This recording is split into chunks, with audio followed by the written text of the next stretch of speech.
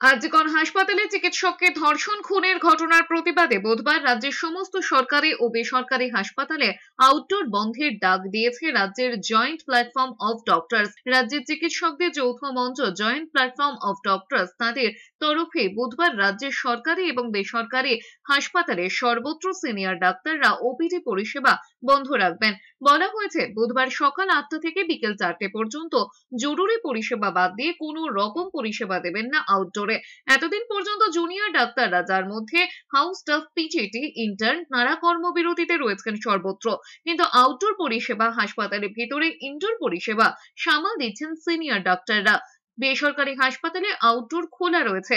এবার আরজিকর কাণ্ডের পরিপ্রেক্ষিতে রাজ্য জুড়ে চিকিৎসকরা আউটডোর পরিষেবা বন্ধের ডাক দিলেন।